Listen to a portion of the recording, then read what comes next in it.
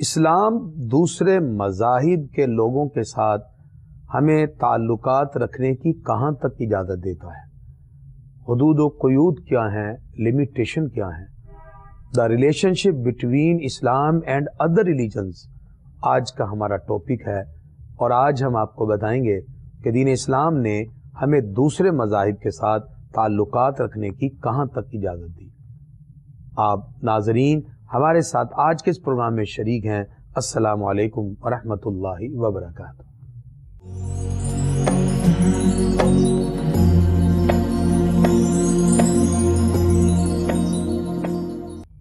دین اسلام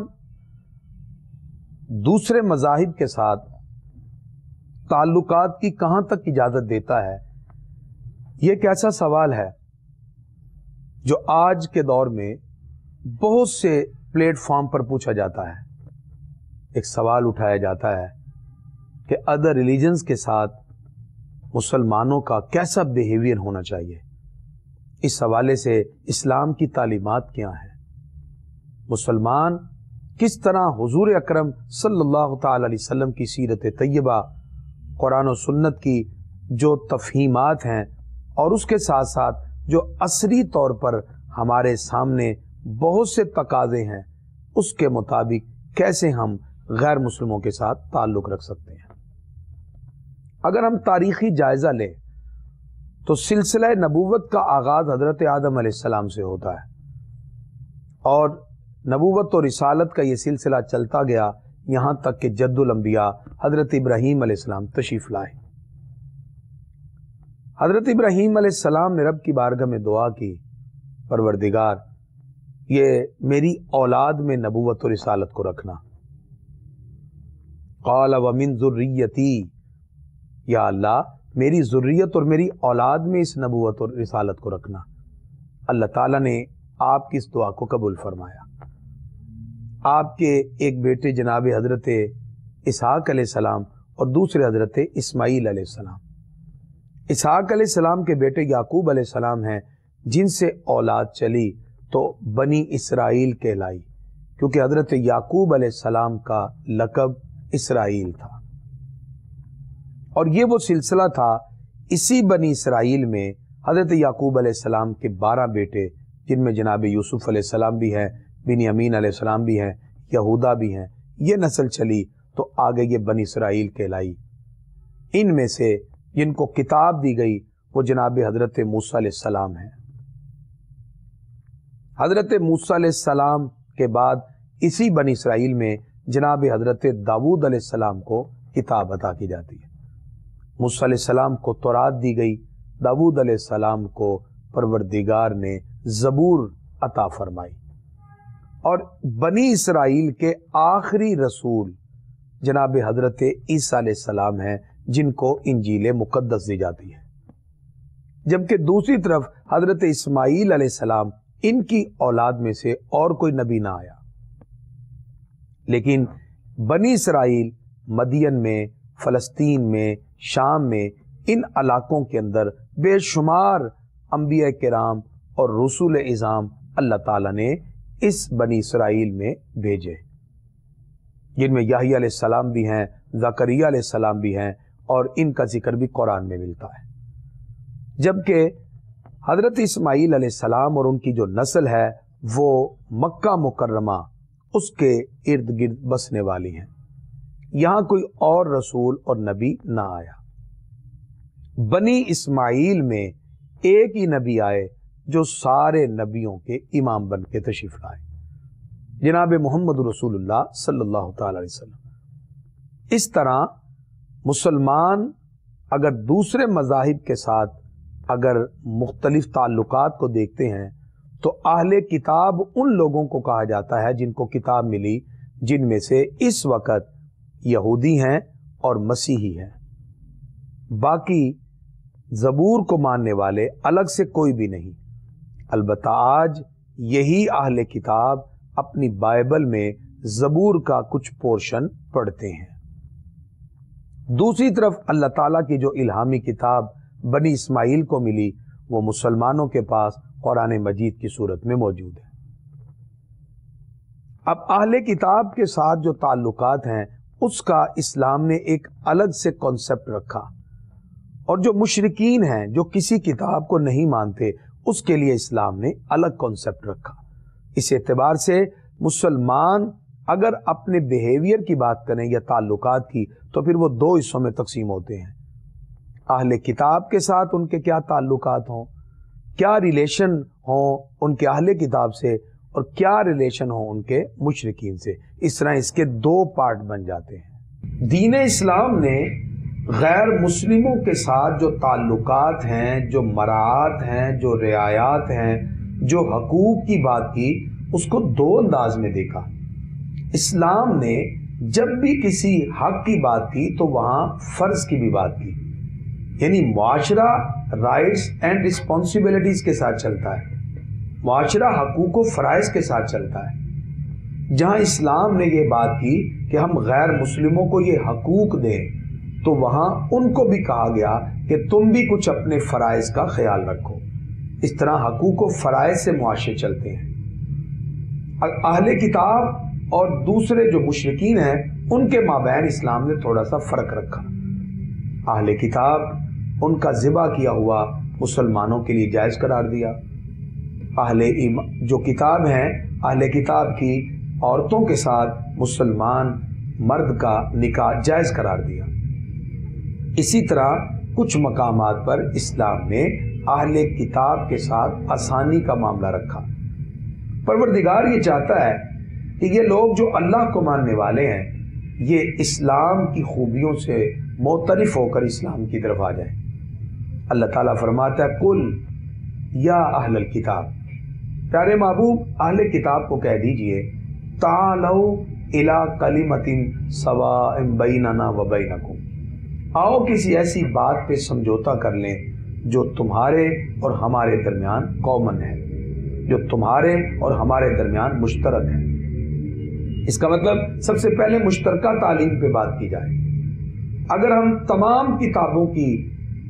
analysis کرتے ہوئے اگر ہم اس کی ایک ڈاکومنٹری تیار کریں، اگر ہم توریت، زبور، انجیل اور قرآن مجید ان چاروں کو لیں تو اس میں کچھ مشترکہ تعلیمات ہیں، جیسے کہ ان چاروں کتابوں میں اللہ کی صفات کا ذکر ہے جو کامن ہے، اس میں توحید کا بیان ہے، اسی طرح جنت و دوزخ کا بیان اس میں کامن ہے، فرشتوں کے حوالے سے اس میں کامن بات کی گئی، اس میں مرنے کے بعد جزا و سزا کا تصور اس پہ کامن بات کی گئی۔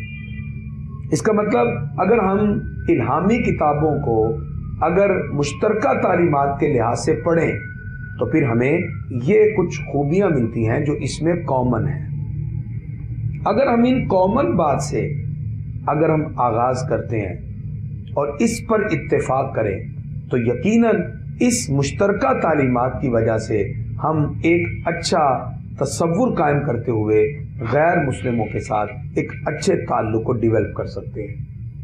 جب ہم ایک اچھا تعلق ڈیولپ کرتے ہیں، ایک اچھی سوچ کو ڈیولپ کرتے ہیں تو پھر اس سے ایک بہترین معاشرہ تشکیل پاتا ہے۔ اگر ہم ریلیشن کی بات کریں، اگر ہم حقوق کی بات کریں تو اسلام نے تو بے شمار حقوق دیے، بے شمار ریلیشن کی بات کی۔ البتہ جو مشرکین ہیں ان کے ساتھ یعنی نکاح کی اسلام نے اجازت نہیں دی، ان کا ذبیحے کی اجازت نہیں دی، لیکن جو اہل کتاب ہیں جو کہ اللہ کا نام لیتے ہیں اس حوالے سے کہیں نہ کہیں آسانی کی بات بھی رکھی گئی۔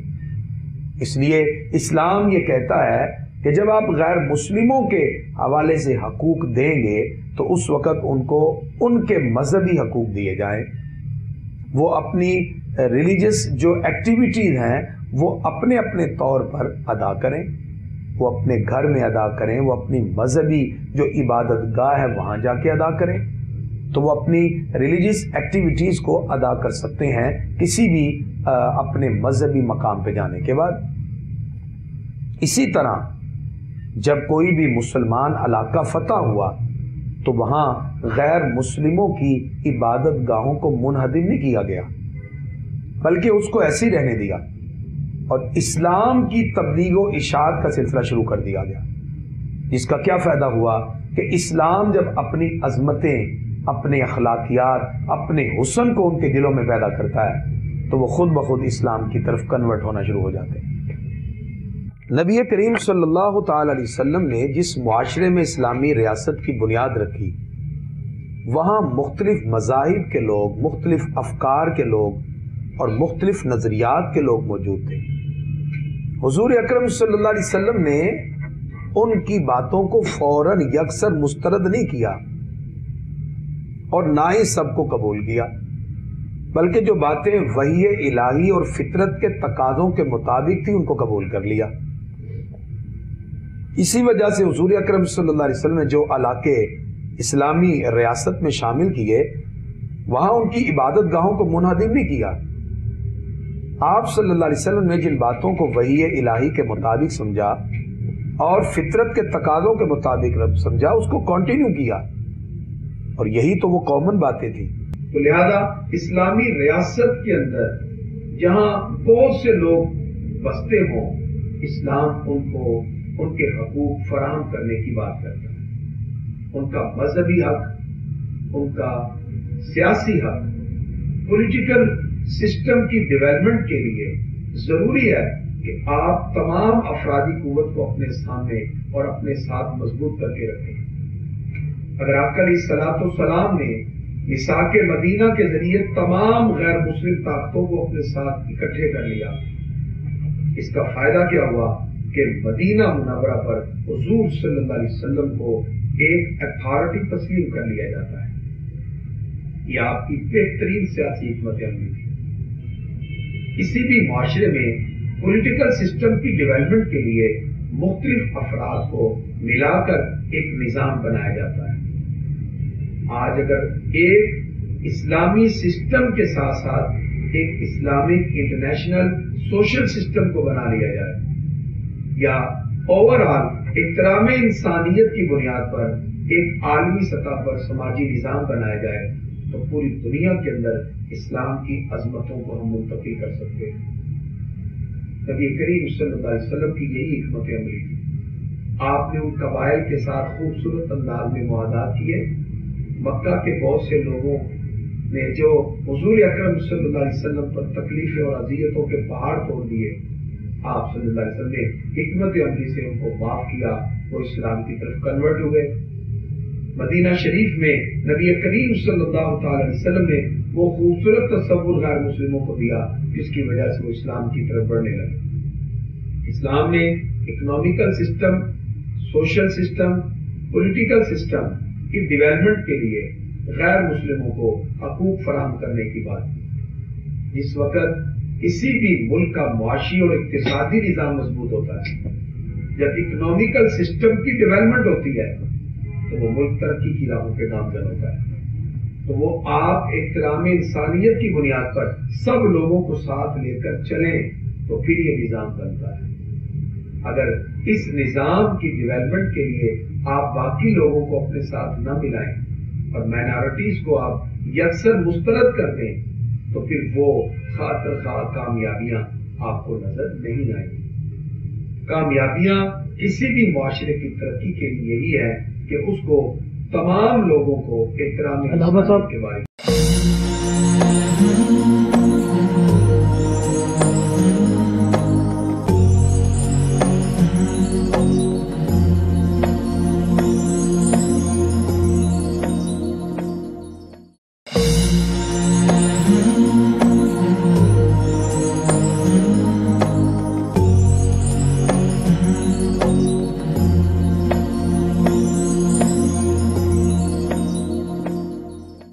معاشرے میں افراد اسی وقت کامیاب ہوں گے جس وقت ایک ایسا سوشل سسٹم ڈیولپ کیا جائے، ایسا سماجی نظام بنایا جائے جو سماجی نظام آپ کے ایک خوبصورت خد و خال کو واضح کرے۔ کسی بھی قوم کی جو ظاہری صورتحال ہوتی ہے، حیت یا خد و خال، وہ اس کی تہذیب ہوتی ہے اور اس کی پریکٹیکل پرفارمنس وہ اس کا تمدن ہے۔ اگرچہ اسلام اپنے تہذیب و تمدن کے اندر ایک جداگانہ تشخص رکھتا ہے، اسلامک آئیڈینٹی اپنے دامن میں ہی اسلام اور سلامتی کی بات کرتی ہے اور امن کی بات کرتی ہے۔ جب اسلام ہے ہی سلامتی، جب اسلام میں ہے ہی امن، تو پھر ایک ایسا سسٹم حضور اکرم صلی اللہ علیہ وسلم کی زندگی سے لے کر ترتیب دیا جائے جس میں خارجہ پالیسی سے لے کر سیاسی سسٹم اور ایک سوشل سسٹم، ایک پولیٹیکل سسٹم کی ڈیولپمنٹ کے ساتھ معاشی ترقی کی کامیابی کی راہیں ہموار ہو جائیں۔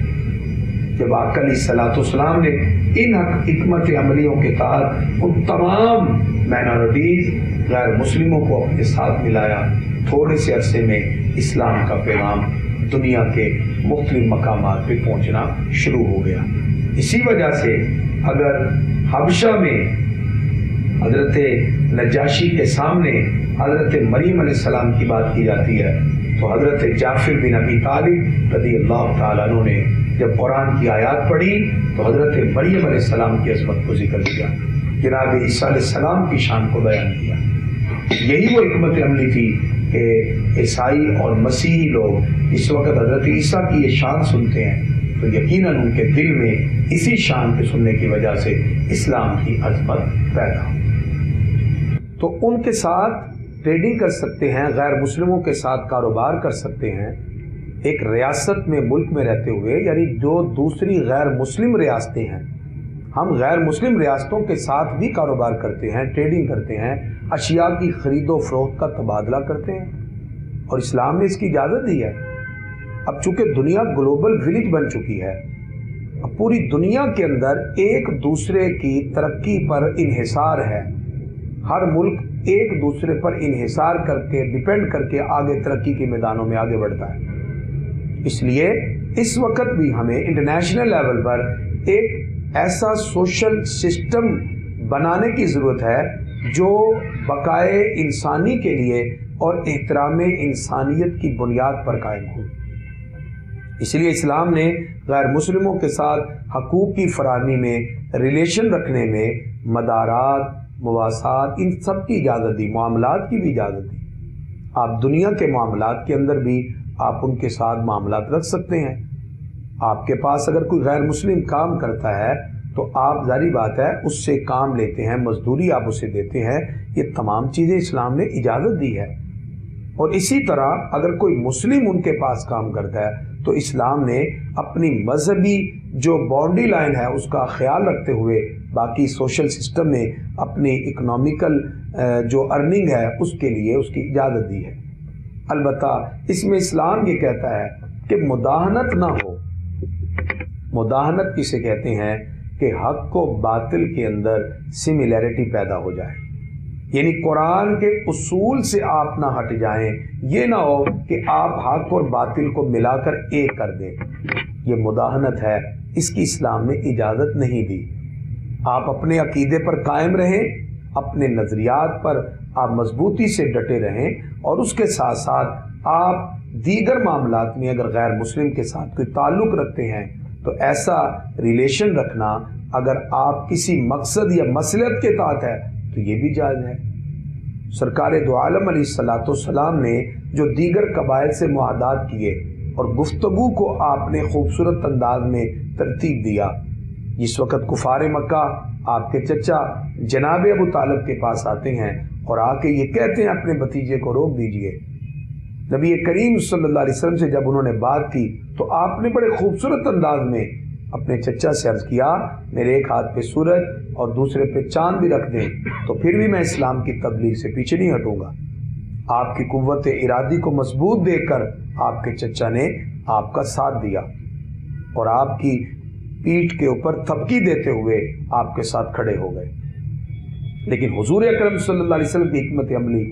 آپ نے خوبصورت انداز میں بات کرتے ہوئے اپنے چچا جان کو خوبصورت انداز میں اسلام کی عظمت کے بارے میں موٹیویٹ کیا۔ مدینہ منورہ کی ریاست میں جس وقت بنیاد رکھی جاتی ہے، جتنے معاملات آقا علیہ الصلوۃ والسلام کو درپیش ہوئے، آپ نے دیگر قبائل کے حوالے سے ان کی تمام چیزوں کو مد نظر رکھا۔ وہ تمام معاہدات، وہ تمام کی تمام چیزیں اہل ایمان جو اپنے اپنے اعتبار سے سر انجام دیتے رہے، اس میں غیر مسلم اس معاشرے میں مسلمانوں کے ساتھ شریک رہے۔ لہذا وہ معاشی ترقی میں بھی مسلمانوں کے ساتھ ممد و معاون بنے، معاشرتی ترقی میں بھی ممد و معاون بنے، اور مذہبی اعتبار سے وہ اپنے اپنے کام اپنے مطابق سر انجام دیتے رہے، جبکہ مسلمان اپنے اپنے مذہبی روایات کو، اپنی ٹریڈیشن کو اسی طرح برقرار رکھتے ہوئے اسلام کی عظمتوں پہ کام کرتے گئے۔ اس کا فائدہ کیا ہوا؟ تھوڑے ہی عرصے کے بعد مسلمان آدھی دنیا تک اسلام کو پھیلا دیتے ہیں، اور یہی وہ وجہ تھی خلفائے راشدین کا جو دور ہے، بڑے بڑے علاقے فتح ہوئے، ایسے ایسے علاقے جہاں ایک بھی مسلمان نہ تھا، لیکن مسلمانوں نے اس مقام پر ان سے جزیہ اور ٹیکس لیا اور ان کی جان عزت مال کے تحفظ کی بات کی، اور وہ اپنی مذہبی زندگی اپنے اپنے مذہب کے مطابق گزارتے گئے، اور مسلمانوں کے حسن سلوک سے یہ متاثر ہو کر بہت سے لوگ حلقہ بگوش اسلام ہو گئے، لیکن اسلام کے ماننے والوں نے ان کو بائی فورس مسلمان نہیں کیا، مسلمانوں نے ان پر سختی نہیں کی کہ آپ اسلام قبول کریں، بلکہ اپنا کردار دکھایا، اپنے حسن عمل سے لوگوں کو متاثر کیا۔ خلفائے راشدین کے دور میں دور دور تک جب اسلام پھیلا تو اسی وجہ سے رسول اللہ صلی اللہ تعالی علیہ وسلم کے یہ تربیت یافتہ تھے جنہوں نے اپنے حسن سلوک سے غیروں کو بھی اپنے قریب کر لیا۔ آج امت مسلمہ جن کرائسس کے اندر مبتلا ہے، اس میں سمجھتا ہوں اس پہلو کو اجاگر کرنے کی ضرورت ہے۔ آج تعلیمی معاملات کے اندر اور اپنے لٹریچر کے اندر اس بات کو واضح کیا جائے، اور حضور اکرم صلی اللہ علیہ وسلم کی سیرت طیبہ کا یہ پہلو جس میں آپ نے غیر مسلموں کو حقوق فراہم کیے، اس پہلو کو اجاگر کیا جائے۔ قرآن پاک کی 1226 آیات جس میں اہل کتاب کے بارے میں حکم دیا جاتا ہے، آج ان آیات کو اجاگر کرنے کی ضرورت ہے کہ اللہ تعالیٰ نے مکی دور کے جو مخاطبین غیر مسلم تھے ان کے ساتھ کیا ارشاد فرمایا، اور مدینہ کے اندر جو مخاطبین تھے ان کے ساتھ کس طرح حقوق کی ادائیگی کی فراہمی کی بات کی۔ اگر قرآن کی یہ 1226 آیات اور حضور صلی اللہ علیہ وسلم کے تقریباً 63 معاہدات اور آقا علیہ الصلوۃ والسلام کی جو سیاسی حکمت عملی تھی جس کی وجہ سے ایک اسلامی ریاست اپنی بنیادوں پہ کھڑی ہو گئی، اگر یہ سامنے رکھی جائے تو میں سمجھتا ہوں آج بھی ہم دنیا کو انٹرنیشنل سوشل سسٹم اور ایک سماجی نظام فراہم کر سکتے ہیں، جس کی وجہ سے اسلام بھی پنپنے لگے گا، اور مسلمان بھی جو آج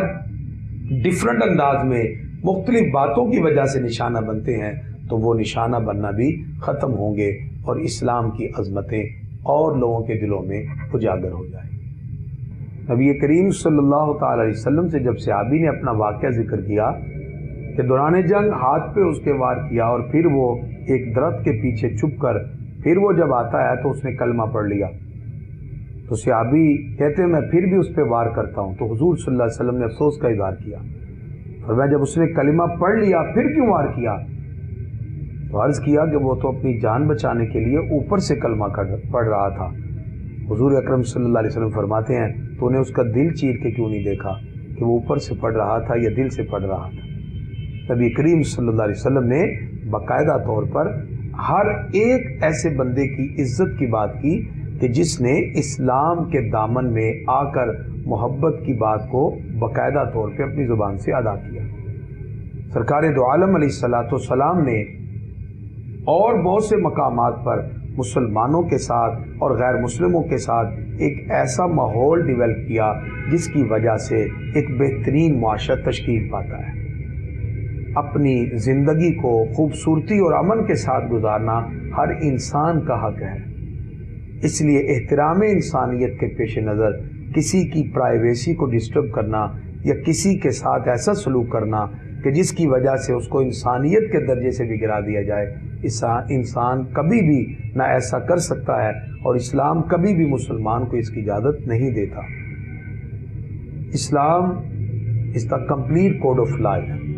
اسلام ایک مکمل ضابطۂ حیات ہے جو ہمیں عبادات کے تصور کے ساتھ ساتھ اپنے معاملات کو بھی درست کرنے کی بات کرتا ہے۔ آج کے اس پروگرام کا خلاصہ یہ ہے،